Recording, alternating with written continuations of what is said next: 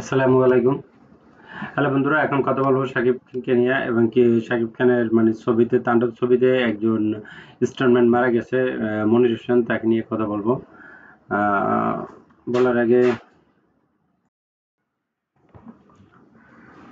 আপনারা যারা শাকিবিয়ান আছেন তারা হয়তো ইগনোর করলে করে যেতে পারেন, আর যদি দেখতে চান আগে দেখেন।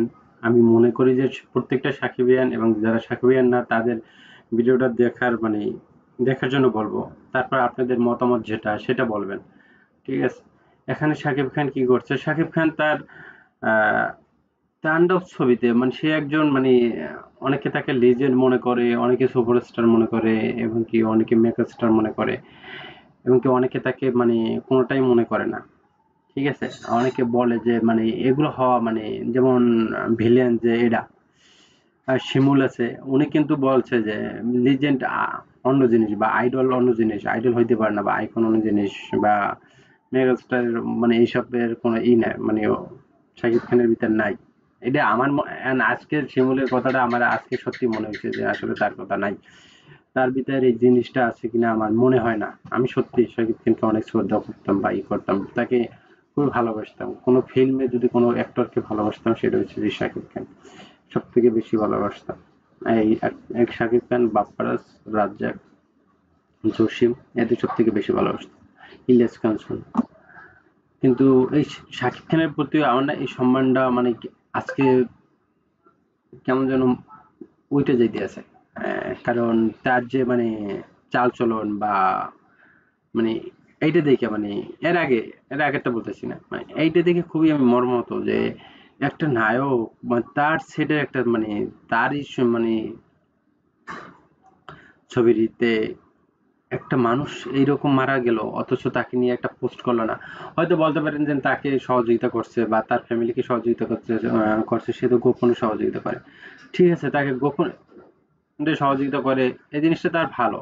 এই জিনিসটা আমি তাকে অ্যাপ্রিসিয়েট করি এবং কি তার জন্য এই জিনিসটার জন্য তাকে আমি স্যালুট জানাই, মন থেকে সবসময় স্যালুট জানাই এবং কি দোয়াও করি যে হ্যাঁ, তার ভিতরে একটা গুণ আছে যে সে গোপনে মানুষকে করে, যে জানান দেয় না যে আমি মানুষের জন্য এটা করি সেটা করি, লোভ দেখানো কোনো করে না।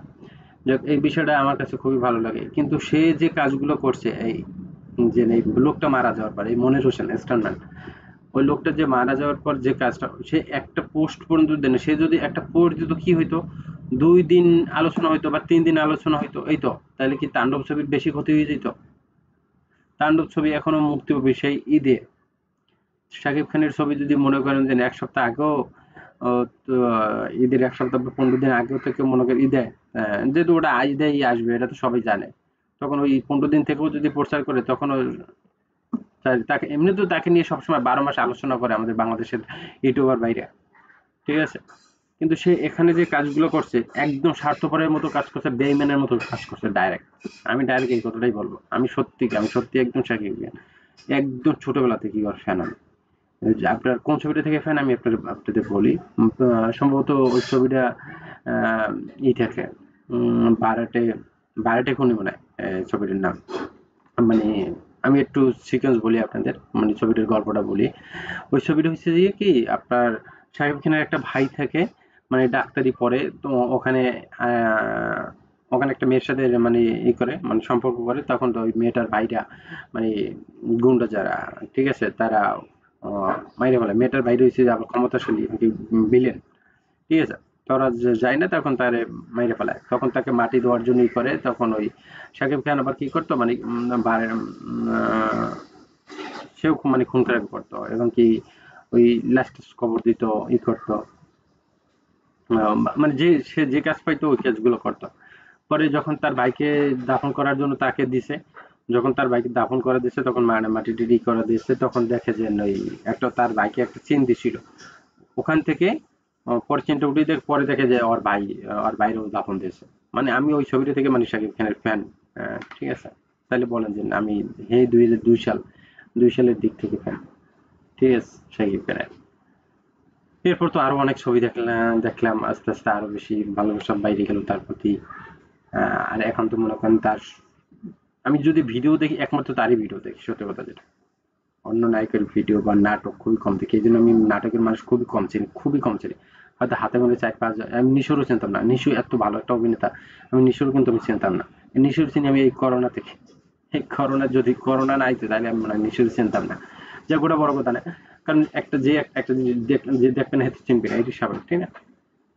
যেমন আমি যদি বাইরের ছবি না দেখি তাহলে বাইরে না না একদম আমি চিনবো না। আমি সবসময় মানে ছবি দেখতাম, ছবি দেখা দেখতে পছন্দ করি, আমি নাটক নাটক দেখতে পছন্দ করি। নাটক সাইড স্ট্যান্ড লোক দিয়ে মানে নাটক শেষ হয়ে রাস্তায় হয়তো নায়কের বাড়ি রাস্তাকে দিতে হয়, রাস্তায় দেখা, রাস্তায় সবকিছু বাসা নিয়ে দেখা হয়, বাপ মায়ের পরিচয় এগুলো শেষ।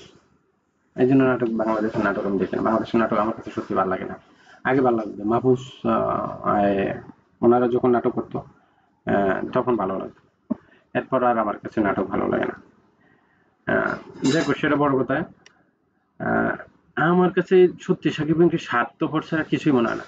আরে ভাই, তোমার ছবি কতটুকু আর হ্যাম্পার হবে? এবং কি রায়ান রাফিকেও বলবো, সে একজন এত বড় একজন পরিচালক হইয়া এবং কি তার টিমে শাকিব খান আছে, এত তাদের শাকিব খানের মতো একজন মেগাস্টার থাকার পরও তারা এত কিসের ভয়, যে মানে যে কারণে তারা মানে একটা পোস্ট করতে তারা মানে ভয় পাইতে আছে। যদিও একদিন পর তারা পোস্ট করছে, আমরা তাদের মানে ফ্যামিলির পাশে দাঁড়াবো বা থাকার চেষ্টা করব বা সহযোগিতা করার চেষ্টা করবো, হয়তো বলছে, হয়তো মানবিক, হয়তো ঠাকুর কারণে বলছে বা মানুষ কি বলবে সে এই কারণে বলছে, যেহেতু সে একজন পরিচালক তার কাজেই তো গেছে, সে ডাকতে দিতে গেছে। হয়তো শাকিব খান ডাকছে এই কারণে কিন্তু জানি, কারণ শাকিব খান তো এখন ডাকার কেউ না, এখন সে একজন আর্টিস্ট, ঠিক আছে?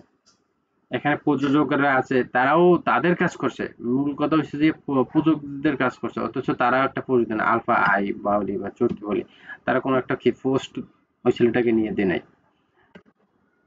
কত বড় মনে করেন যে মানে এরা কি বলবো যে কত বড় স্বার্থপর, বা ওখানে কি তাদের সাথে কি ওই ছেলেটার সাথে মারামারি হয়েছে বা কথা কাটাকাটি হয়েছে এরকম, বা তারা কি ইচ্ছাকৃত ভাবে মারছে? এরকম তো না।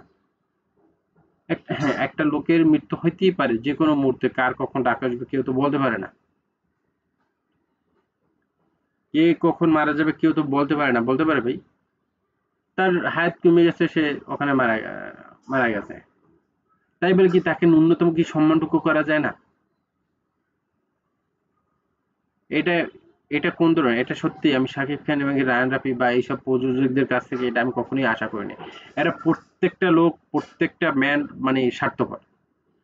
এবং কি শাকিব খানের গ্রুপ থেকে বা রায়ান রাফির যারা পেজ চালায়, বা রায়ান রাফি নিজেই চালায়, শাকিব খানের পেজ যদি অন্যরা চালায় তারা তো অন্তত পোস্ট দিতে পারতো। শাকিব খান হয়তো বুঝলাম যে সে ব্যস্ত, হয়তো 2 মাস পর বা 1 মাস পর তাকে যদি কেউ পান, বা রায়ান রাফিকে যদি কেউ কারো কাছে যদি ইন্টারভিউ দেয়, হয়তো তখন বলবে আমরা খুবই ব্যস্ত ছিলাম, আমরা যদি এইসব নিয়ে পড়ে থাকতাম তাহলে আমাদের এই কাজটা সম্পর্কে আগাইতো না, বা আমাদের লোক এইসব বসে রয়েছে সেট সবকিছু রেডি, আবার বৃষ্টি বৃষ্টি হয় যদি এই একটা সমস্যা, ঠিক আছে, তাহলে তো আমাদের ক্ষতি হয়ে যাবে, আমার লক্ষ লক্ষ লক্ষ টাকা ক্ষতি হয়ে যাবে। তাই বলে কি ভাই 5 মিনিট ব্যয় করে কি একটা পোস্ট দেওয়া যায় না? 5 মিনিট তো লাগে না, 2 মিনিট একটা 2 মিনিটের একটা পোস্ট দেওয়া যায়।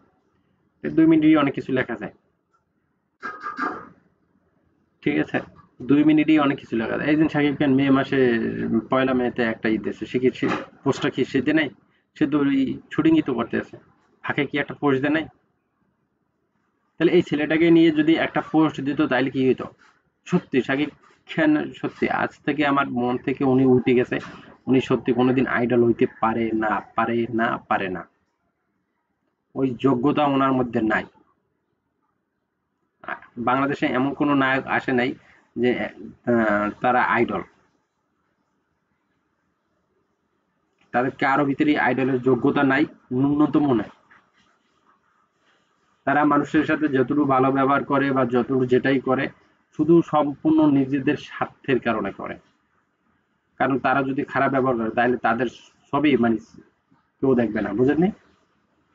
এই কারণে মানে ভদ্র একটা মুখোশ পরে থাকে। আমার এই চ্যানেলটা যারা দেখবেন, দেখেন আমি কতগুলো ভিডিও শাকিব খানকে নিয়ে বানাইছি। আমি চ্যানেলটা খুলছি শুধু শাকিব খানকে নিয়ে কথা বলার জন্য, আর কি। এই জন্য অন্য কাউকে নিয়ে মানে তেমন একটা কথা বলি না, সত্যি বলতে যেটা। আমার সত্যি শাকিব খানকে আজকে বেদব বলতেও আমার দ্বিধাবোধ হয় না। সেই শাকিব খানকে কেউ কিছু বললে আমার খারাপ লাগবে, আমি ঝগড়া করতাম। এবং কি আমি আমার মানে এই পেজ দিয়ে অনেকের সাথে গালাগালি করছি। এই পেজ দিয়ে তো অনেকে কেউ কেউ সাথে কেউ গালাগালি করে না, অনেকের ধুয়ে দিছে এই পেজ দিয়ে।